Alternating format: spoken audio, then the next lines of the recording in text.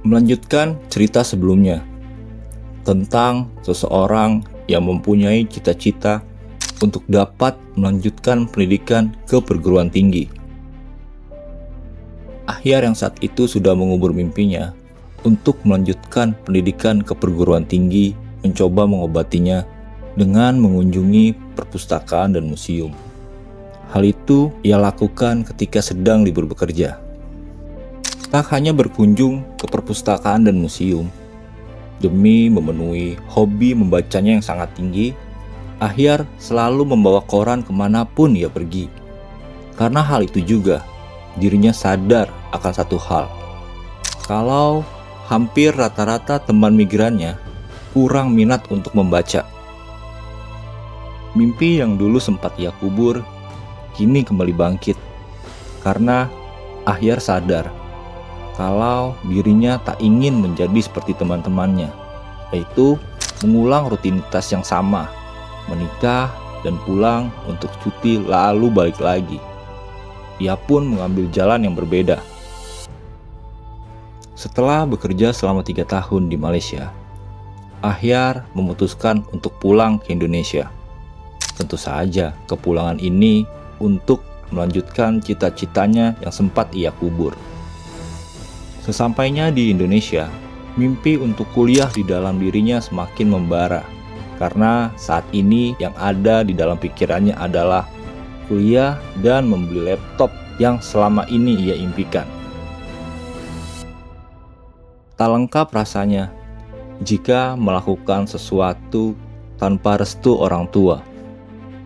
Hal itulah yang dilakukan oleh Ahyar ketika mantap membulatkan tekad untuk melanjutkan pendidikan ke perguruan tinggi. Meskipun dirinya masih ada sedikit trauma dengan ejekan temannya ketika di Malaysia, namun Ahyar tetap memberanikan diri untuk mendaftar kuliah di kampus UNRAM dengan uang yang ia kumpulkan ketika menjadi pekerja migran Indonesia di Malaysia. Tentu saja keputusannya kuliah membuat teman di desanya terkejut. Bahkan ia mengatakan kepada kami kalau masih ada saja yang meremehkan mimpinya. Kira-kira seperti ini ucapan temannya.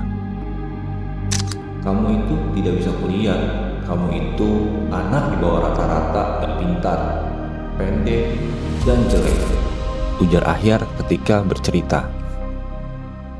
Mimpi yang awalnya tak mungkin, kini sudah dalam genggaman. Bahkan ketika Ahyar telah menyelesaikan pendidikan S1, dirinya memutuskan untuk melanjutkan ke tingkat yang lebih tinggi.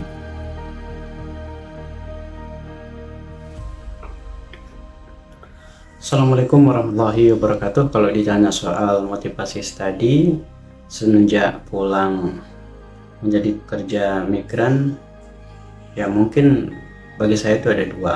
Pertama itu pengembangan diri. Pengembangan diri yang saya maksud itu karena belajar dari pengalaman waktu menjadi pekerja migran itu, yang saya rasakan adalah merasa kurang percaya diri, ya, sehingga harapannya waktu itu adalah ketika setelah melanjutkan studi akan mendapat kepercayaan diri lah waktu itu. Lalu berikutnya untuk menjadi pembelajar.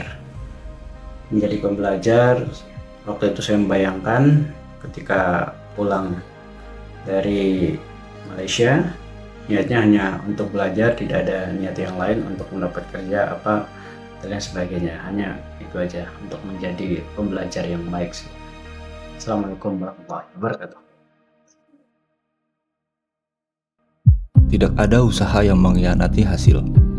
Mimpi yang awalnya tak mungkin, kini menjadi kenyataan. Dari cerita ini kita dapat belajar banyak, seperti pantang menyerah, mengejar mimpi, dan yakin dengan apa yang kita pilih.